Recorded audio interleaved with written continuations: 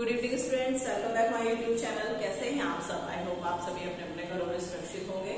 तो बेटा, आप लोग के फॉर्म भरे जा चुके हैं।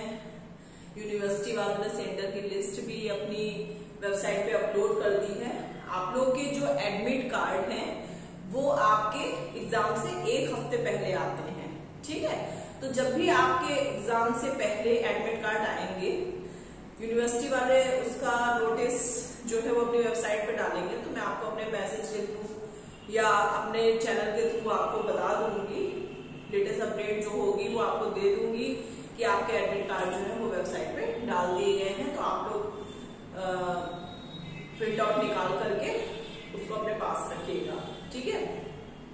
बट उससे पहले सबसे जरूरी बात है कि आप लोग एग्जाम की प्रिपरेशन कैसी चल रही है। काफी बच्चों के मेरे पास मैसेजेस आ रहे हैं कि मैम फर्स्ट ईयर की हम तैयारी किस तरीके से करें, आप कुछ इंपॉर्टेंट टॉपिक्स बताइए जिसके ऊपर हम तैयारी करें। तो बेटा, सिलेबस जो है वो सारा ही आपका इम्पोर्टेंट है, क्योंकि कुछ कहा नहीं जा सकता एग्जामिनर के मूड का कि वो कौन से टॉपिक से उठा करके कौन सा क्वेश्चन आपके लिए दे दे।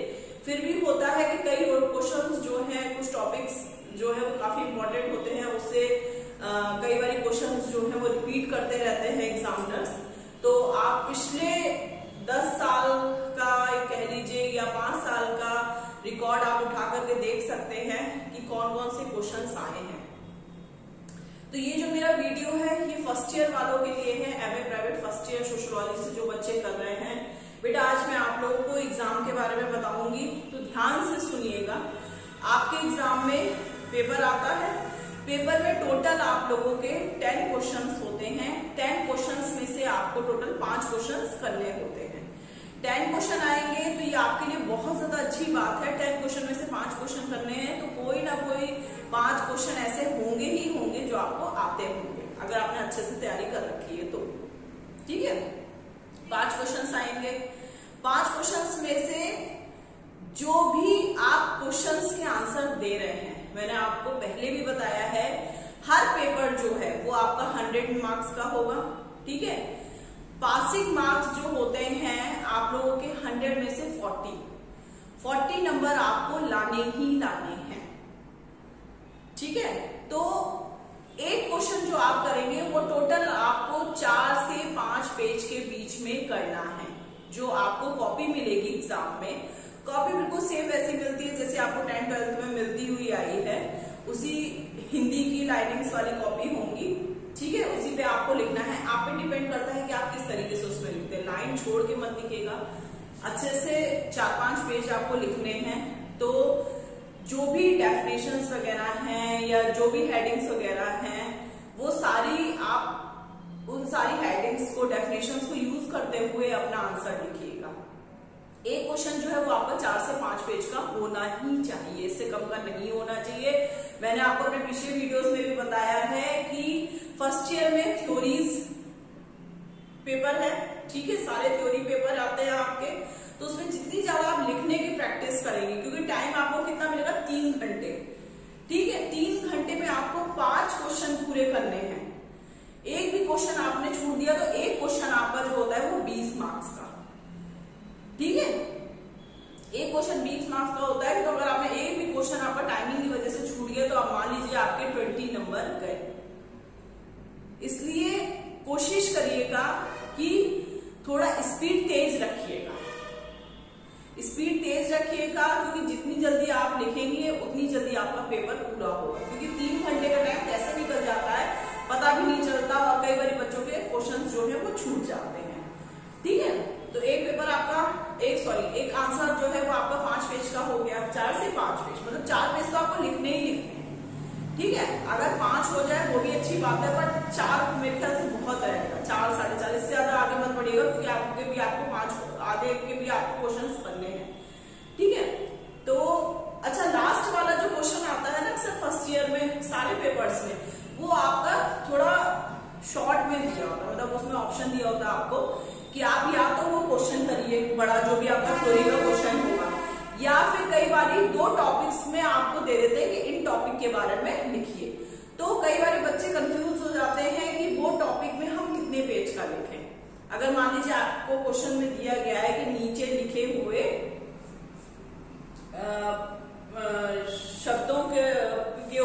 टिप्पणी कीजिए, ठीक है, या नीचे लिखे हुए टॉपिक के ऊपर आप टिप्पणी कीजिए। तो टिप्पणी जो है आपकी, अगर आप एक आंसर जो है वो आपको पता है कि आप 4 से 4.5 पेज का लिख रहे हैं, तो नेचुरली बात है कि जो आपको टिप्पणी लिखनी है वो 2 से 2.5 पेज की होनी चाहिए। 2 टिप्पणी होंगी फर्स्ट और सेकंड नंबर पे, ठीक है। तो फर्स्ट और सेकंड नंबर पे जो भी टिप्पणी होगी उसमें आपका क्या होगा, आपको एक उसका आंसर जो है, कोई टॉपिक दिया होगा, टॉपिक के ऊपर आपको लिखना होगा, ठीक है। मान लीजिए आपका टॉपिक आता है सोशल चेंज, सामाजिक संरचना, ठीक है। तो सामाजिक संरचना के बारे में आप जो भी चीजें हैं सारी डिटेल में उसकी, वो आप 2 से 2.5 पेज की लिखिएगा। फिर सेकंड टॉपिक जो होगा उसके बारे में 2 से 2.5 पेज लिखिएगा, तो टोटल आपके 5 पेज हो जाएंगे उस आंसर के, ठीक है। बस ये कि वो थोड़ा सा शॉर्ट में लिखना होता है, तो इसलिए वो आपको थोड़ा इजी पड़ता है। तो बस लेकिन ये कि जो 10 क्वेश्चन आएगा, अक्सर 10 क्वेश्चन नंबर जो होता है वो यही दिया होता है कि नीचे लिखे हुए प्रश्नों का उत्तर संक्षिप्त रूप में लिखिए। तो संक्षिप्त रूप का मतलब हो गया कि जो 2 टॉपिक्स आपको दिए हैं उनके बारे में आप शॉर्ट में, यानी आप 4 से 4.5 पेज लिख रहे हैं, उसकी जगह आप 2 से 2.5 पेज का लिखिए, ठीक है। लेकिन मार्क्स तो नहीं मिलेंगे, तो इससे लिखना तो आपको पूरा आंसर जो है वो 4 से 5 पेज करेंगे। तो ये मैंने आप लोगों को बताया 100 मार्क्स का आपका पेपर आता है, ठीक है। एक आंसर जो आपको 4 से 5 पेज का लिखना है, उससे कम मत लिखिएगा, नहीं तो फिर नंबर कटेंगे। और एक बात मान के चलिए कि एग्जाम टाइम में आप जब भी अपनी प्रिपरेशन करेंगे तो जितनी भी टॉपिक से रिलेटेड डेफिनेशंस है उनको जरूर अच्छे से याद करिएगा। किसी भी टॉपिक के बारे में आपसे स्टार्टिंग में पूछा जाता है ना, तो उस टॉपिक के अंदर जो भी डेफिनेशंस आती हैं या उससे मतलब आपको होता है ना, जैसे आप जब आप छोटे क्लासेस में थे तो आप एस्से लिखते थे, तो एक एस्से जब आप लिखते थे तो उसमें स्टार्टिंग में होता था रूपरेखा, प्रस्तावना, रूपरेखा, ठीक है। लास्ट में उपसंहार होता था, बीच में जो भी टॉपिक्स हैं उनके बारे में थोड़ा थोड़ा डिटेल्स के बारे में दिया था। फॉर एग्जाम्पल के लिए आप प्रदूषण ले सकते हैं, पॉल्यूशन हो गया, तो रूपरेखा हो गया, प्रस्तावना हो गया, प्रदूषण क्या है, प्रदूषण के प्रकार क्या है ना। तो ये इस तरीके से नीचे लास्ट में आपका उपसंहार आता था। तो इसी तरीके से आप जो है उस टॉपिक के बारे में लिखेंगे। जैसे मैंने आपको एग्जाम्पल के लिए बताया, मान लीजिए आप सामाजिक संरचना के बारे में लिख रहे हैं, ठीक है, या आप समाजशास्त्र के बारे में लिख रहे हैं, समाजशास्त्र से रिलेटेड कोई क्वेश्चन आपके में आता है, तो आप क्या करेंगे, आप पहले समाजशास्त्र के बारे में थोड़ा बताइए कि समाजशास्त्र क्या है, इसकी खोज क्या है, कैसे करी गई, ये किन शब्दों से मिलकर बना है, कौन कौन से समाजशास्त्री हुए हैं जो उन्होंने ये डेफिनेशन दी है उसके बारे में। तो ये कुछ कॉमन सी चीजें हैं जो आपको हर टॉपिक में मिलेंगी, और हर टॉपिक के बारे में आपको थोड़ा सा स्टार्टिंग में पढ़ना होगा कि बाई चांस अगर आपको क्वेश्चन को थोड़ा सा आंसर जो है क्वेश्चन का वो लंबा बना करके लिखना है, तो उसमें आप यही कर सकते हैं कि उस टॉपिक के बारे में आप उसका इंट्रोडक्शन जरूर आपको याद होना चाहिए। अगर आपको इंट्रोडक्शन भी याद होगा तो कम से कम 1-1.5 पेज का आपका इंट्रोडक्शन हो गया, कुछ डेफिनेशंस हो गई, तो वो मिलाकर कम से कम आपका 1 से 2 पेज का काम हो जाएगा। तो क्वेश्चन कई बार ये होता वही है, लेकिन एग्जामिनर जो है वो घुमा फिरा के दे देता है, ठीक है। तो जो भी आपके टॉपिक्स स्टार्टिंग में दिए हुए हैं हर पेपर में, उनके बारे में आप थोड़ा सा उनका इंट्रोडक्शन जरूर पढ़िए, डेफिनेशंस पढ़िए, ठीक है, समाजशास्त्रियों के बारे में पढ़िए, उनकी जीवन परिचय के बारे में पढ़िए, ताकि जब क्वेश्चंस पूछे जाते हैं उस टॉपिक से रिलेटेड और आपको समझ में नहीं आ रहा है, तो आपको क्या है कि आप उनका थोड़ा सा इंट्रोडक्शन दे सकते हैं स्टार्टिंग में, ठीक है। तो वो भी ये चीज भी आपकी हेल्प करती है आपको एग्जाम में क्वेश्चंस को थोड़ा सा लेंथी बनाने के लिए। और मेरे हिसाब से बस यही चीजें हैं। कॉपी मिलेगी आपको जो फर्स्ट ईयर में जब बच्चों का 16 मार्च को एग्जाम होगा पहला, तो उसमें आपको एक चीज ध्यान रखनी है कि आपको एडमिट कार्ड जरूर लेके जाना है अपना, ठीक है। अच्छा, जो भी आपके सब्जेक्ट के नेम और पेपर कोड जो होंगे ये सब बच्चों को आना चाहिए, ठीक है। सब बच्चों को पेपर कोड और पेपर नेम जरूर याद होने चाहिए, क्योंकि आपको वो अपनी कॉपी में भरने होते हैं। गलत मत लिखिएगा, क्योंकि गलत लिखेंगे तो फिर वो एग्जामिनर के ऊपर भी गलत इंप्रेशन पड़ेगा। बाकी आपका रोल नंबर, आपका जो वो है आधार कार्ड है, ठीक है, तो आप एडमिट कार्ड लेकर के जाएंगे, अपना आधार कार्ड भी लेके जाइएगा। आधार कार्ड की भी कई बार फोटो कॉपी जो है वो चेक करी जाती है। अपना बाकी चीजें पेंसिल, रबड़, पेन, वैसे तो ज्यादा पेन यूज होते हैं, पेन है, ब्लैक पेन है, ब्लू पेन है, जो भी आपको सही लगे आप वो सारी चीजें जो है वो लेकर के जा सकते हैं। मोबाइल मत लेके जाइएगा, नहीं तो वहां पे रखने में बहुत दिक्कत होगी आप लोग को, फिर आप लोग जगह ढूंढेंगे कहाँ रखी जाएगी, क्योंकि कई बार बच्चों का सेंटर जो है वो बाहर जगहों पे पड़ता है।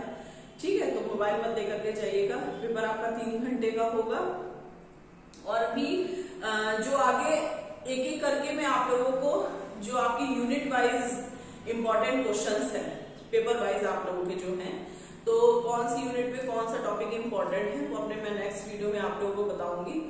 आज फर्स्ट ईयर वालों के बारे में मैंने बता दिया है, क्योंकि काफी बच्चों के मेरे पास मैसेजेस आ रहे थे कि मैम आप लाइव क्लास दे दीजिए।